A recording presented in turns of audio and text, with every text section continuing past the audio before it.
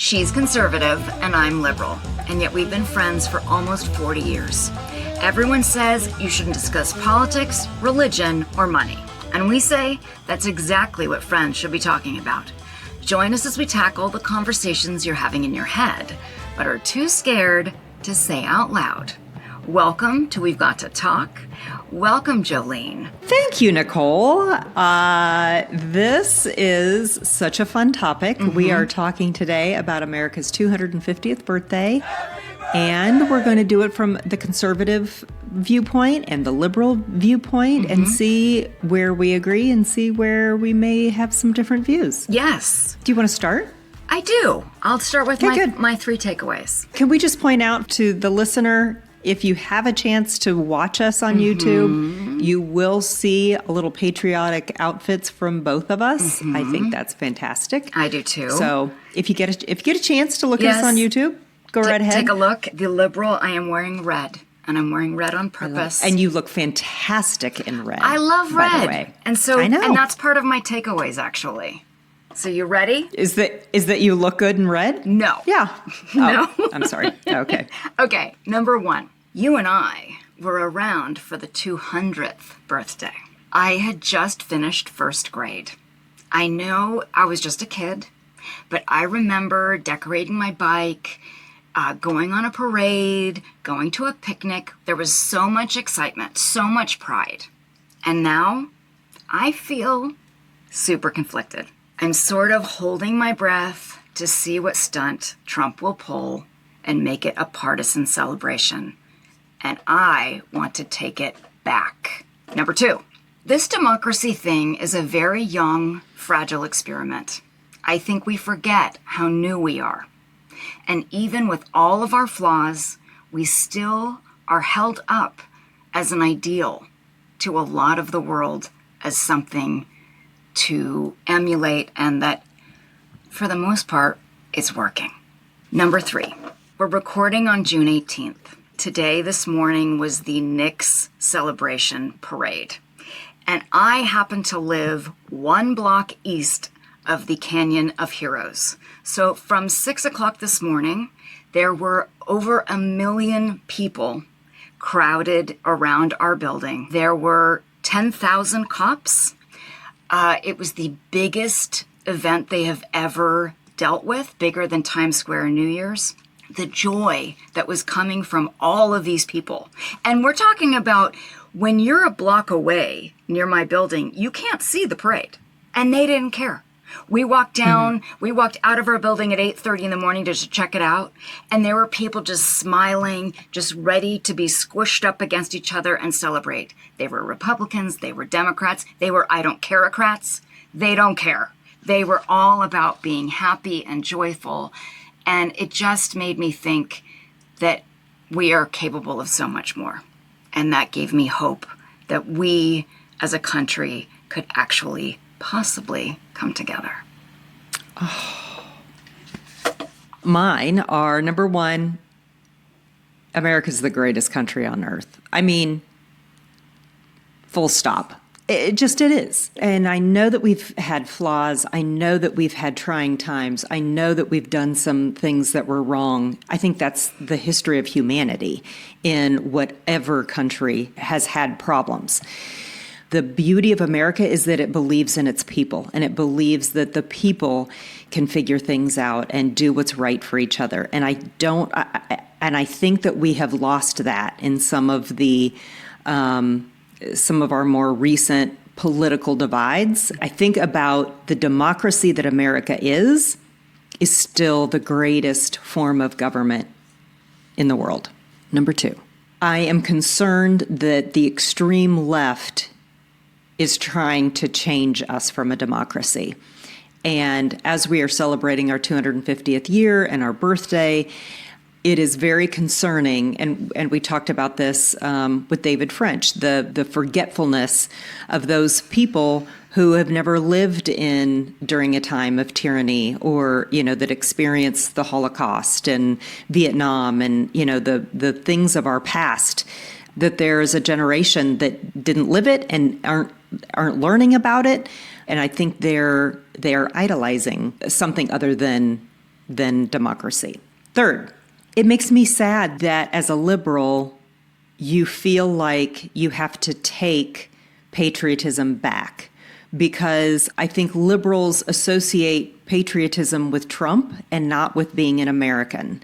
And I think those two are completely, I think that two things can be true at the same time. I think you can be liberal and a patriot and not like Trump. And so I guess that's three things can be true at the same time. I don't think that Trump has a moratorium on being an American or being prideful, being a prideful American. I would completely agree with you. I honestly don't know when it started. And I know, did you see that Mo News? I think it was a Substack where I don't think Mo News did the poll. Maybe it was an AP poll. It was poll. an Ipsos. Yes. It was a Reuters and Ipsos poll. Yep. Right. And how Republicans, literally, I think there is I can look it up, but it's and forgive me, you guys, I'm going to just make up some numbers. Okay. But it was 68% of Republicans think this is the greatest, country in the world. And then Democrats were 38% or something. There was a significant split. Or Republicans thought that democracy was doing okay. And again, I'm paraphrasing here. And liberals were no, it's not. We're worried that it was going to be the end. And now that I look at these polls, and having done this podcast with you for over a year and a half, I don't get as upset as I used to. I do know sort of why they're slanted that way, the information that we're fed. I don't know when it started, is what I'm trying to say with the Trump patriotic thing, because I feel like Trump, and I'm not talking Republicans, I feel like Trump used the flag and sort of weaponized it in a way that was very startling for a lot of people, a lot of Democrats, a lot of liberals, where they felt the flag was no longer the American flag. It was sort of equated with Trump and the things that they felt were hateful that he did. Go deeper into that, because I'm happy to. I still don't get that. Yeah. I don't get why the American flag is associated with Trump. Other than just, I guess, Republicans feel like they're more patriotic. Well, but I mean, according to that poll. According to that poll, I think there are a couple things. I mean, we're a little flag happy. I'm just going to say that. And go for it, everybody. Be flag happy. What? I don't know what you're talking about. What? And I don't mean American flag happy. We love a flag. And in Utah, oh my gosh, y'all, they love a flag. They love any kind of flag. You name the flag. They love a flag. They fly a flag. They fly the American flag. They fly flags. Flags. And it's fine. Okay, I can only speak for me. The January 6th, I think that was a huge event where people were flying flags in the name of liberty, and then there would be Trump flags with his face on the American flag.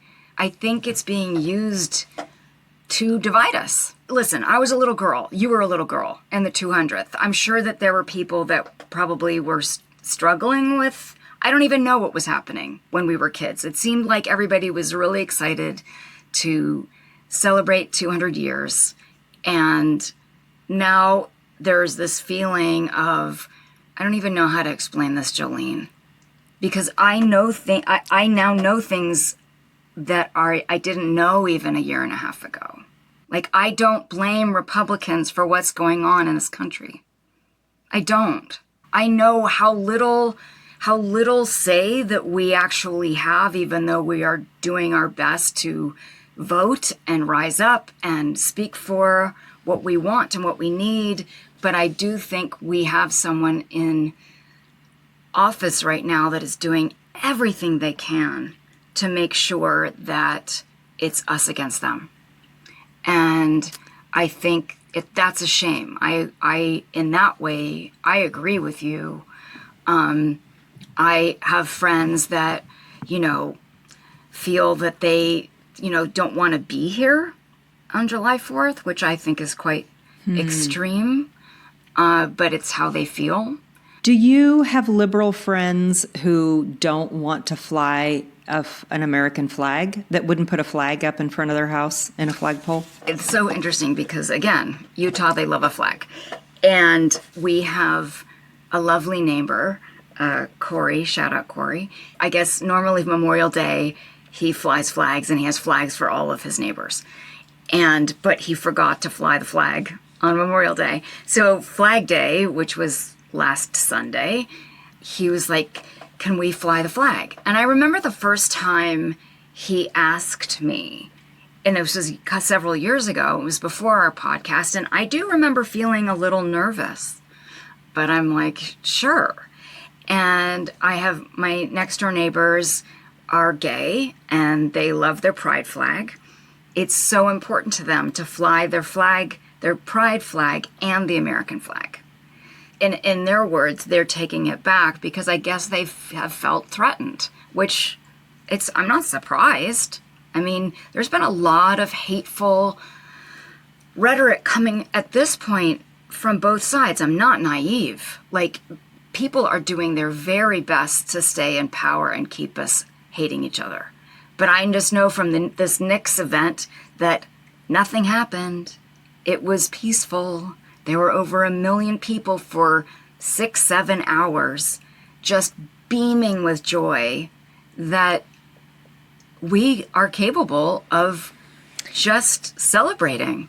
And, it's funny too, Joe, because the biggest celebration is going to be in New York City on July 4th. There's going to be fireworks usually the fireworks happen, there are two, for those of you that don't know, there are two rivers that flank Manhattan.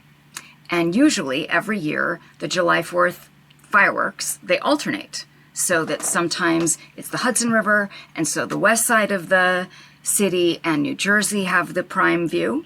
And then sometimes it's the East River, which is the east side of the city, and Brooklyn have the prime view.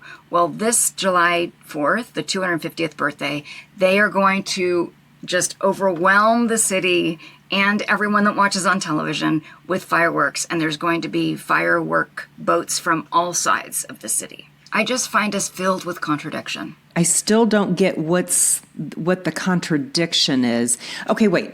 Do you feel like if you embrace patriotism that you're giving Trump some power? Yes. And it's not patriotism. That word's too big.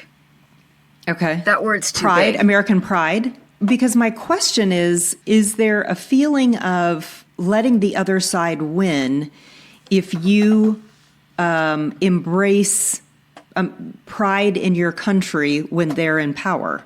So if, I don't think that when Biden was in power, Republicans would have not flown the flag. You know what I mean?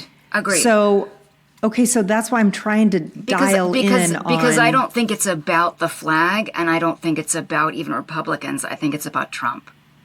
I think a lot of people are really upset about how Trump has conducted himself and how we are a government of the people, by the people, for the people. And I am totally aware, especially after doing this podcast with you and then talking to people like Stephen Hawkins, who is, who we just aired a couple weeks ago, who, what an amazing human being he is, and so filled with dichotomy. Hope. And hope. But, came from a conservative background, swung left and swung to the middle and swung. Like, he's filled with all kinds of things, as we all are. No one is perfectly right and perfectly left. Yeah. So it's funny, Jolene. I'm having this moment because, and I didn't share with you completely. I sort of mentioned it to you the other day. We had a person on YouTube comment, and I don't know what country they were from, but I know they were from the Middle East. And the episode was actually about the pro-Hamas protests in Manhattan. And we were talking about, how does this happen? And this person, I don't know if they were a man or a woman, I have no idea, but they were really angry. And how dare we as Americans, we don't understand. And they were talking about Iran and how it's a very sophisticated country. And I was writing them. I was just trying to honestly understand what was happening. And I was like, hold on. This episode is about this. Did you get a chance to watch it? Well, I couldn't get through it because you Western commentators are so arrogant. And that, this is what's happening and this is what's happening and people are getting killed. And I stopped and I said, we understand you. Hold on. That's not what this conversation was about. And I was having this moment of like, wait a minute, we are not our leaders. And I think we all, as the world, forget that. Like, meaning Trump, yes, we voted him in, but everything he does, that doesn't mean that that's who we are. And it made me, and to the point where this person said, would you bear with me? Because you guys seem nice. And I thought, wow, this is amazing. Because I kept thinking about Israel. I kept thinking about the rise in anti-Semitism and thinking about Bibi Netanyahu doing whatever he wants to do. And that doesn't mean that the Israelis agree with what Bibi is doing. How many millions of people are there in this country? We vote our leaders in and we hope they represent us. But a lot of the times there's dealings. We don't know what's going on. I mean, and we're learning, you and I are learning. I don't know if I'm making sense. But in terms of the patriotism thing, I'm proud to do this podcast. I'm proud to raise these questions with you and be able to listen and try and understand. I want to be, here's the thing. I want to be proud. And I think I've always been totally fine flying the flag until now. Okay, so when you say that you are proud of this country, give me some things that you're proud of. I am proud that we are able to pretty much speak our minds, even if we, like, I am proud of free speech. I'm proud of women having the vote. I'm proud of being able to publicly discuss things that might not be popular and not get arrested for it. I'm proud that millions of people can gather in New York City and not hurt each other. Okay, I would agree with all those. Those would be my answers as well. What are you proud of? Yeah, I mean, I would say all of those things too. I mean, I would say that I'm proud that we have given the power to everyday people, and that we have built a country on the backs of everyday people, not kings. I know we're going to get pushback about the oligarchy and the we are too. Blah blah blah. I know we are too. And one thing, Jolene, that Stacey said in that episode about like how few people vote. Right. That is absolutely, I was just listening earlier, and I was in the car about that Washington, D.C. is now going to have a socialist mayor who was taking a page out of the Mamdani playbook. And I think the elections must have been yesterday. And it's like, okay, how, but again, the percentage of people that voted was 8%. Right. So, also the thing, Joe, is like, I don't mean to interrupt you, but I have to. Like the label socialist and all of that. Like, I live in New York City. Mamdani's been here. Nothing's happened. Like, well, except that she was a democratic socialist. I mean, she is that is her party. And so is that the new Democratic Party? No. Is that there's because it's got a Democrat in the name? Does that make Democrats think that Democratic Socialist is a Democrat? I mean, there are so many people in this country, and I don't think that all Republicans are Trump. Yeah, right. Okay? So to be a Democratic Socialist, fine, but you have to have everyone to agree. Like and by the way, and I already said this to you, but I'm going to say this to our audience. I do voiceovers, a lot of voiceovers, and I will do political voiceovers. And I have never actually been asked to do a Republican voiceover, to be honest with you. But this morning, amidst the whole crazy of the Knicks parade, I got an email and it was like, this is a tight turnaround, Nicole. And if you don't want to do it, it's okay. And it was to voice a Graham Plattner ad. And I wrote her back and I said, you know that I will voice almost any Democrat. I said, but I have to be true to myself, and I think he's a creep, and I'm going to pass. And she wrote back and was like, I wholeheartedly agree with this decision. And I thought, I've never turned down a Democrat, but I'm like, this is my stand. And I can be a progressive. Good for you. And I can be a Democrat, but I have to stand up for what I believe, what I'm comfortable with. Just like I would ask anybody that's listening and watching to also, and I guess I think what I'm uncomfortable with is all the labeling. And I think we do it to hate each other. Like somehow you know that there's this Democratic socialist that is now she won the primary, right? She's a three-namer. But I think she's running unopposed. Well, I think so. But, there's a lot of, I guess what I'm trying to say, there's just like Mom Donnie, he's a Democratic socialist, I guess, but he's running New York City and nothing's changed, you guys. It's just such a beast. There's a lot of people in the pot that have to stir the pot to make it run. So, and I heard that, Trump threatened to not let her be the mayor or something if she wins. Yeah. And I'm like, come on. This is a democracy, y'all. Okay. All right. Let's get back on track. Let's talk about happier things. Okay. Well, I just think that this is a time for celebration and for, to have pride and to think about all the things that we're thankful about for being born into this country. And so I think it is, that Jolene? It should be a celebration. You know what I think it is? And liberals, I'm sure you're going to push back, but I think maybe people on the left are afraid to celebrate because it makes them seem like they've given up, that they can't have more. And I'm thinking to myself right now, well, why can't we celebrate and keep going? Yeah, why can't we all, be excited about that this country still exists, that this experiment is still working, even if you hate it.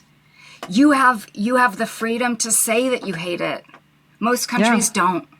So I'm encouraging all the people on the left that might be listening to not be afraid to be proud of this country, to take it back. It's not giving up. It's moving forward.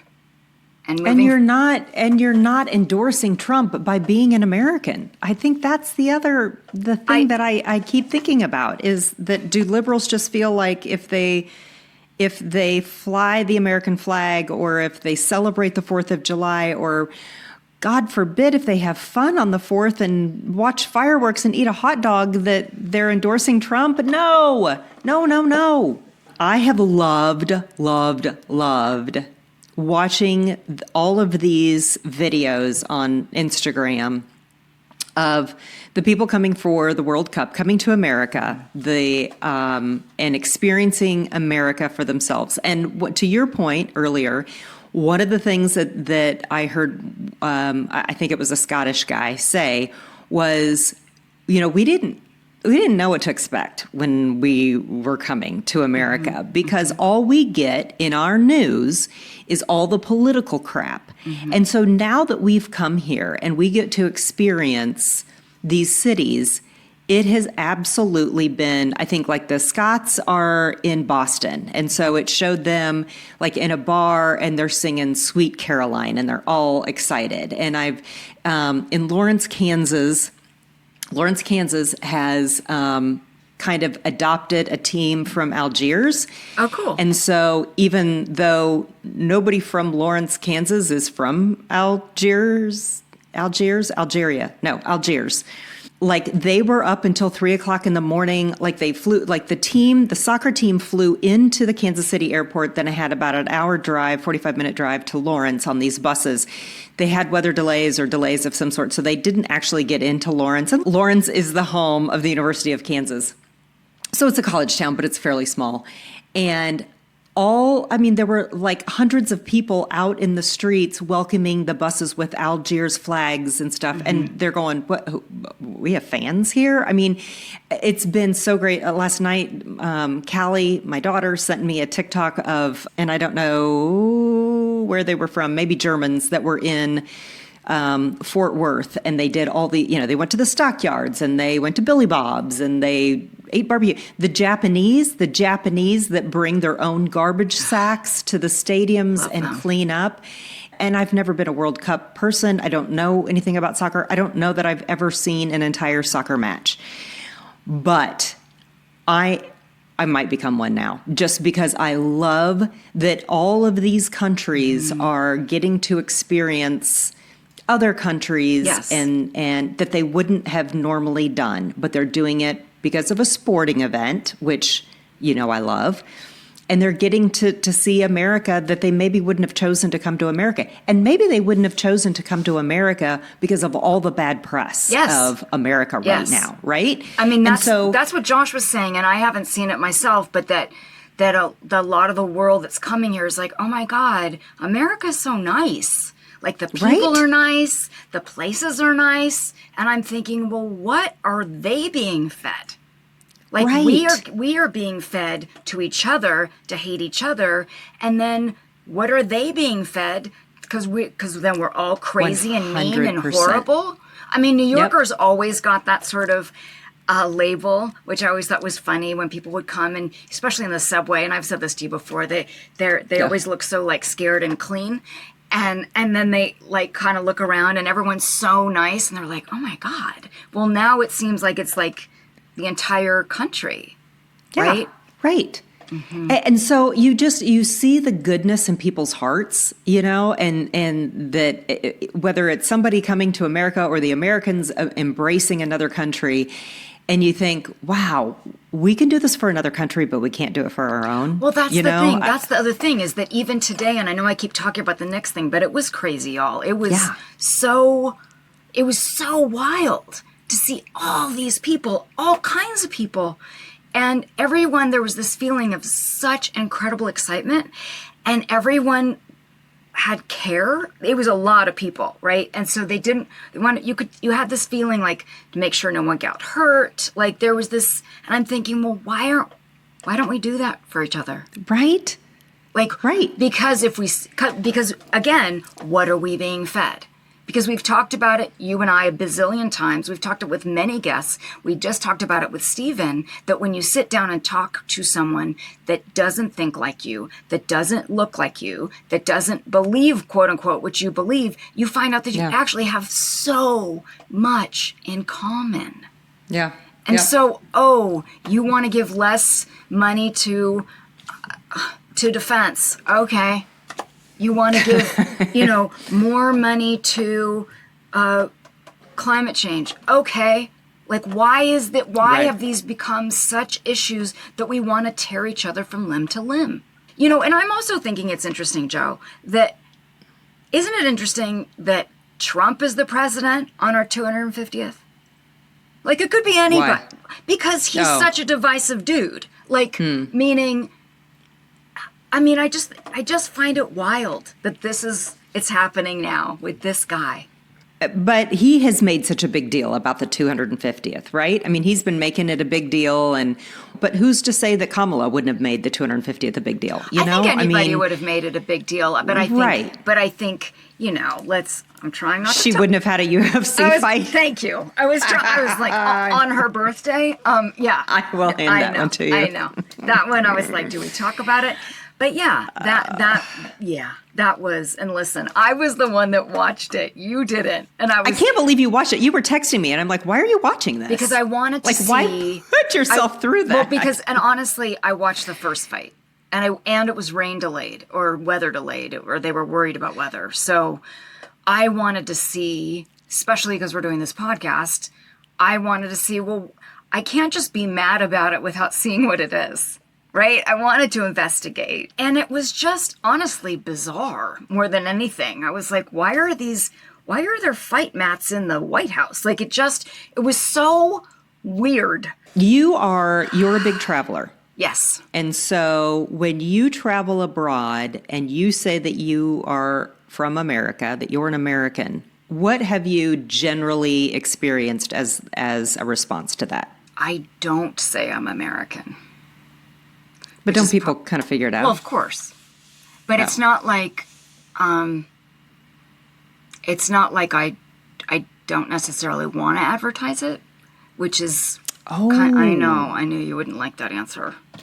But ever since the Trump era, it's been a little bit trickier. I mean, Josh and I love to travel, and for the most part, we're really kind. So it's just just a nice experience. But I think we're very aware of what quote unquote American means right now. Like just what you were saying about these people coming from the World Cup, learning, oh my gosh, people are really nice and they're really welcoming and they're not like the horrible things I'm seeing on TikTok, And so right. I think we're just hyper aware of it. Let's just say. Okay, when people figure it out, though, are they like, oh my gosh, I would love to go to America? Oh, or, yes, ew, absolutely. Ew, No.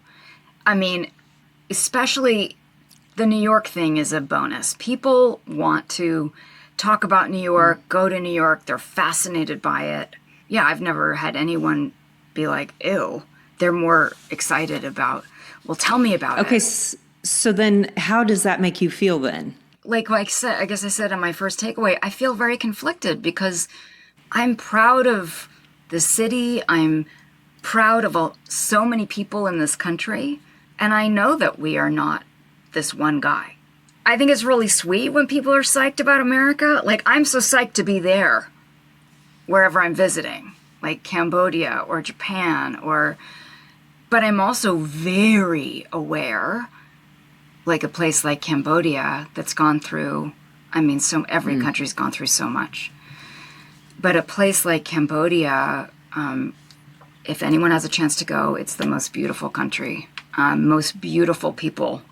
Talk about like the incredible hope from really devastating circumstances. Again, I'm going to sound like a total cornball. I just believe in humans. When you sit down and talk to them, I believe in humans. I believe that we all really want more. I haven't traveled as much out of the country. Well, really very few times. And so I just hear from people that have, like everyone, and especially younger people from other countries are like, oh, I so want to save enough money to go to America. Everybody sees that American dream and wants a piece of it, wants it for themselves. I don't know if it's got to make you feel so good. I think I see it more, and maybe it's just because I'm an actor, but it feels like it's more of a movie lens. Like people get excited about, like, I want to go to LA. I want to go to New York, places that they've seen in the movies. I want to meet a cowboy. This is a controversial topic because we talk about immigration a lot. But a lot of people try to come to this country. Right. A lot of people. It's not always easy to get here for them. And so I think to myself, my gosh, not only how bad is it where you are, and what do you hope that we have? Yeah. You and I talked about this during the Artemis flight, that, their perspective was just so moving because here were these three Americans and a Canadian? Canadian, yeah. They literally could see the whole world. And for them to have the perspective of like just how lucky we are, not just to be humans, but that we lived in America, like that perspective of, being able to look at it from, really a 30,000 feet view or a 30,000 mile view in this instance. But, to be able to say, to look outside of their lens and be able to say, have pride and be excited to be Americans. Really cool. In that moment, yeah, I was super proud. So proud. And so I think you and I had talked about that. I mean, I see it during the Olympics, or you see it during what's the golf, the Ryder Cup, or the Masters? The Ryder Cup. No, because that's just American. Yeah. Well, for the most part. But no, it's like when countries are competing against each other, like then everybody in America is for America, and I love that, like you said, experiencing today the Knicks parade, but that was, two American teams against each other, but, wasn't everybody a Knicks fan today? I mean, to celebrate for that. But, during these events, these sporting events, like sports is such a uniting event, that we can get behind, that we can forget everything else and we're focused on the event right in front of us and how some use it as an escape, some use it as a sense of pride, some, to cheer and be happy about something and to root for a winner and hope that you're the winner. I love obviously coming from a sports-minded family. But, yes. But why do you I think again, it's pride. Why can't we all win? We've talked about that this whole sports analogy extends into politics. Sure. And we want to root for the winner, and we want the winner to beat the loser. And then we've taken it, so not just in a football game, and then we all, go home and live the rest of our lives for a week until the next football game. In politics, it transcends into every single day. And every time you pick up your phone and every bumper sticker that you see that may trigger you, or, right. It's just, you've gone from feeling prideful for your team to hating the other team. And that's where, I think that's the difference between sports and politics. But at least in the Olympics, then we all come together. Because because we have another enemy. Because we're all cheering for the right team. So we basically need an enemy. Maybe that is. You have to have an enemy in order to... you have to have something to bump up against coalesce. In order to fight, right? Like, Stephen, when we interviewed him, he talked about AI and how that we're all anxious about AI. Yeah. And that was something that could be something that we all come together and bump against. Like, how do we make sure that we're all okay? And then you talked about, like, that it's been those moments of serious tragedy where we come together. But could there be, other than the Knicks winning, could there be something else that we come together? I want to believe, and maybe this is totally naive, that there are a large group of us that would like decency again. I think that is going to be the thing that turns all of this around, is decency. Is decency. And I think we're going to get to a point where that is the number one quality of a human being that will make people stand up and say, yeah, that's what I want.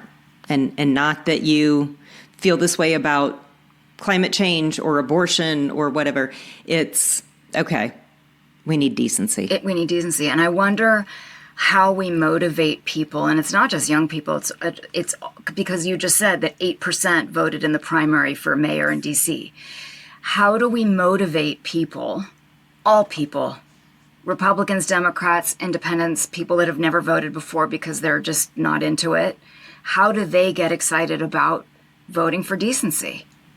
Yeah. Like, we have the power. They want to make sure that we don't, and get us defeated and keep us on each other's side, screaming at each other. But we know, you in your American flag shirt and me in my red shirt, even though I'm a blue, I guess, that we have the power. 100%. Listen. Happy birthday, America. Happy birthday, America. Do you have a would you rather? Oh, I got a good one.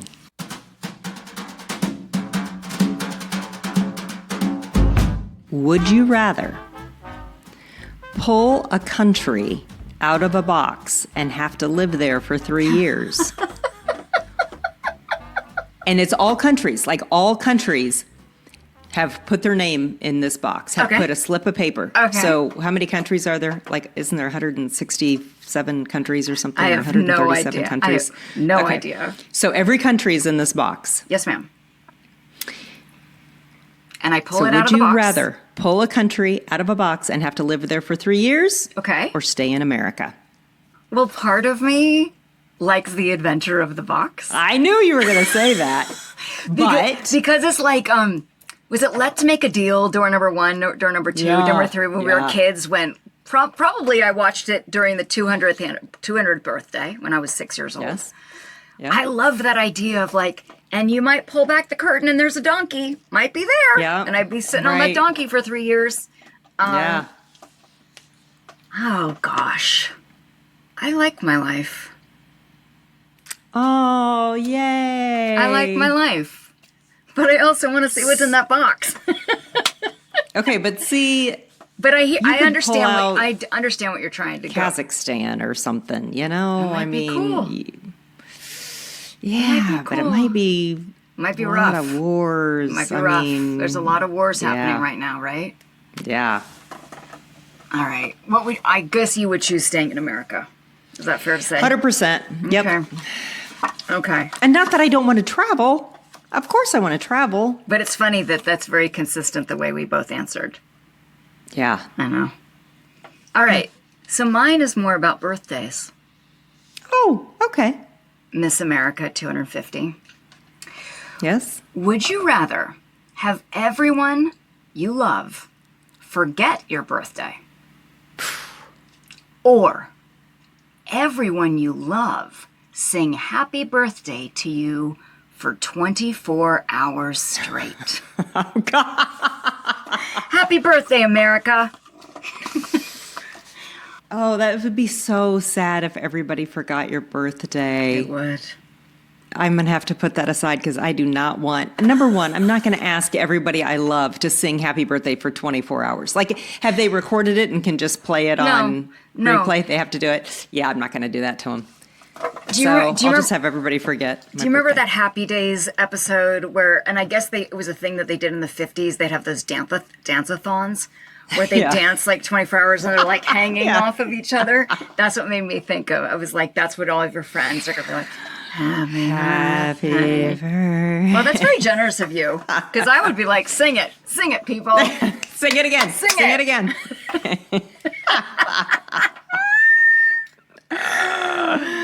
All right. That's good. Oh, Jolene. All right.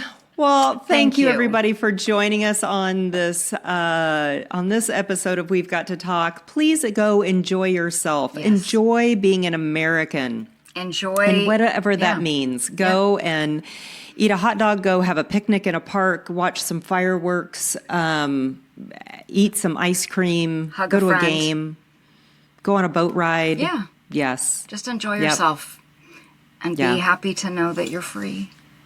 Yeah. Yep.